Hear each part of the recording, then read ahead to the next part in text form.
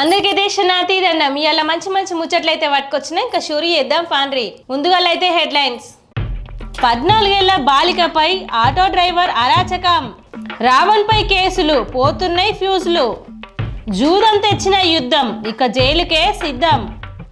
బీజేపీకే సపోర్టుగా హనుమాన్, చూస్తే అయితారు పరేషాన్. టైం అయినా తీయని స్కూళ్లకు తాళం, ఇదెక్కడి పద్ధతి అంటున్నా జనం.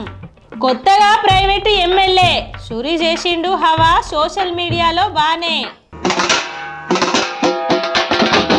రాజస్థాన్లోని శ్రీరంగనగర్ ఘటన దేశాన్ని కుదిపేస్తుంది. జూన్ 18న బయటకు వెళ్లిన 13 ఏళ్ల బాలిక ఇంటికి తిరిగి రాలేదు. ఆ రోజు ఇంటికి వెళ్లేందుకు ఆటో ఎక్కిన బాలికను కిడ్నాప్ చేసిరంట. అసలు ముచ్చట ఏంటంటే కొన్ని నిజాలైతే వెలుగులోకి వచ్చినాయి. ఆ ఆటో డ్రైవర్ బాలికను ఓ హోటల్ నుండి తీసుకెళ్లి అక్కడి నుండి వేరే వాళ్లకు అమ్మేసిండంట. ఆ తర్వాత 5 రోజుల పాటు ఆ అమ్మాయిని వేర్వేరు హోటళ్లకు మారుస్తూ వచ్చిరంట. అదే సమయంలో 30 మందికి పైగా బాలిక పైన పదే పదే అత్యాచారం చేసిరంట. అంతేకాదు బాలికతోని బలవంతంగా మద్యం కూడా తాగించిరంట. గీసొంటి బోరగాళ్ళు దాపరేరు దునియాల. అవును, మీరు విన్నది నిజమే. ఇది 30 మందికి పైగా మృగాల చేతిలో ఘోరంగా అత్యాచారం చేయబడ్డదిగా బాలిక.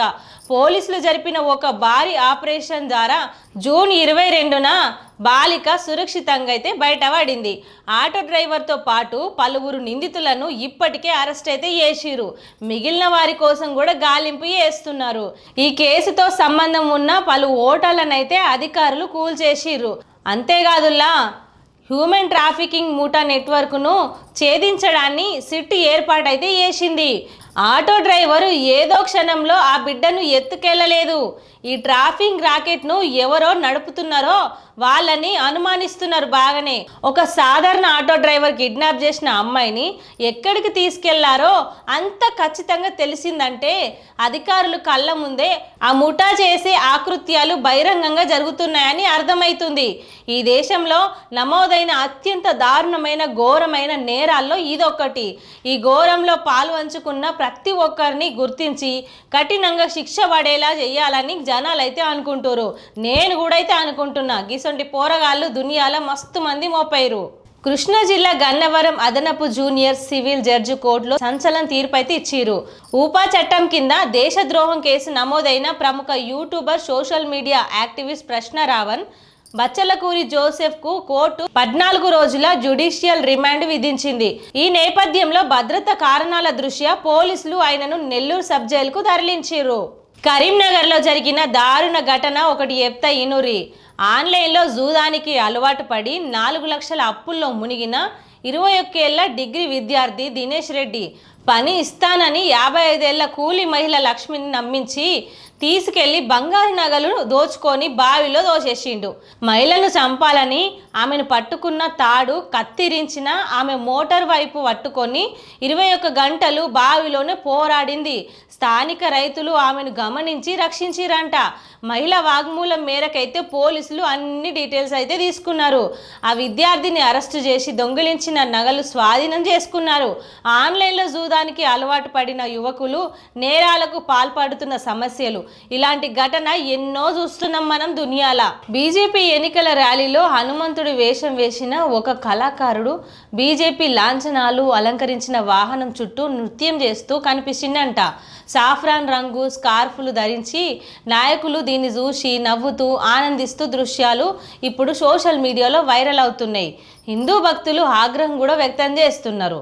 మా దేవుళ్లను రాజకీయాల కోసం నృత్యం చేయించడం ఎంతటి అవమానం అంటూ నెటిజన్లు తీవ్రంగా ఖండిస్తున్నారు.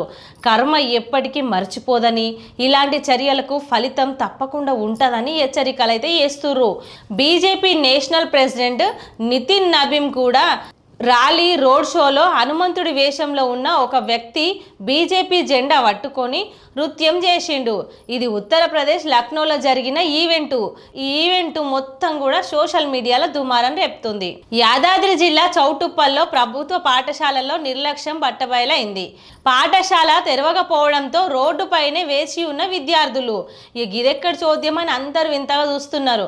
చివరకు తాళం పగలగొట్టి తరగతి గదిలోకి వెళ్ళిర్రు. ఇదే పాఠశాల ఆవరణలోనే మండల విద్యాధికారి ఎంఈఓ కార్యాలయం ఉంటుంది. ఆ పక్కనే స్కూల్ తాళం. ఇదేనా విద్యార్థి శాఖ పర్యవేక్షణ? విద్యార్థుల భద్రతను గాలి కొదిలేసిన బాధ్యులపై చర్యలు తీసుకోవాలనైతే తల్లిదండ్రులు డిమాండ్ చేస్తున్నారు. ప్రభుత్వ పాఠశాల నిర్వహణపై మరోసారి తీవ్రంగా విమర్శలు అయితే వస్తున్నాయి. ఇప్పటి వరకైతే ఈ దునియాల ప్రైవేటు దవాఖాన్లు చూసినాం, ప్రైవేటు స్కూళ్ళు చూసినాం. కానీ గీ అన్న ఒక కొత్త చట్టాన్ని తీసుకొస్తున్నాడు. గదేనుల్లా ప్రైవేటు ఎమ్మెల్యేనంట. రాజకీయాల్లో ఇదొక కొత్త దుమారం రేపేటట్టే ఉంది. ప్రైవేటు ఎమ్మెల్యే ఏంది, ఈమెకు పిచ్చి పట్టిందా గిట్లా చెప్తుంది అని అనుకునేరు. ఈ ముచ్చటినూరు మీరే. గీ అన్న ఎన్నోసార్లు కరీంనగర్ నుంచి ఎమ్మెల్యేగా పోటీ చేసిండంట, కానీ ప్రజలైతే ఆయనను అసలు ఎన్నుకుంటలేరంట. ఎంతసేపు మందు బాటిళ్ళు, పైసలు ఇవన్నీ ఇచ్చేటోళ్ళకే ఓట్లు వేస్తున్నారు అని చెప్పి ఆయన బాధపడుతున్నాడు. గది కూడా కరెక్టే కానుల్లా. ఇవాళ రేపు మంచి చేద్దామన్నోళ్ళనేమో ఎన్నుకోరు, ఏడికాడ కబ్జాలు దోపిడీలు చేసేటోళ్ళని మాత్రం ఎన్నుకుంటారు అని చెప్పుకొస్తున్నాడు గీ అన్న. ఒకళ్ళు ఎన్నుకునేది ఏంది, నేనే ఎమ్మెల్యేగా ప్రజలకు సేవ చేస్తా అని ఆయననే ప్రైవేటు ఎమ్మెల్యేగా బిరుదు పెట్టుకున్నాడు. ఈ ముచ్చట మంచిగానే ఉంది కదా. ఫ్రీగా పని చేసి పెడతా అంటే ఎవరు వద్దంటారు? ఇవాళ రేపు ఆ లీడర్ని కలవాలన్నా, ఈ లీడర్ని కలవాలన్నా, ఈ పేపర్ తయారు కావాలన్నా ఎన్నో లంచాలు బించాలు అన్నీ తీసుకోవట్రి. మరి ఈ అన్న ఫ్రీగా చేస్తాడంట. ఒక ఎమ్మెల్యే అపాయింట్మెంట్ కావాలంటే ఎన్ని దినాలు వెయిట్ చేయాలా? ఒక పని జరగాలంటే 10 మందిని కలవాలి. ఇక ముచ్చట బంద్ చేసుకోర్రి. ఫ్రీగా అన్ని పనులు ఏనికి ప్రైవేట్ ఎమ్మెల్యే ఉట్టుకొచ్చిండు కరీంనగర్లో. ఇంకేముంది, ఇవాళ ఒక్క జిల్లాతో మొదలైతే అన్ని జిల్లాల్లో కూడా ప్రైవేటు ఎమ్మెల్యేలు మంచిగానే ఉడతారు. ఇంకేముంది, గవర్నమెంట్ ఎమ్మెల్యేలు ఎవరికి అక్కర్లేదు ఇక. ఎందుకంటే ప్రైవేట్ స్కూళ్ళకి ఎట్లా పోతుర్రో, ప్రైవేటు దవాఖాన్లకి ఎట్లా పోతుర్రో, ప్రైవేటు ఎమ్మెల్యే దగ్గరికి అందరు పోతారు. ఇంకేముంది, మంచిగా పని జరుగుతుంది.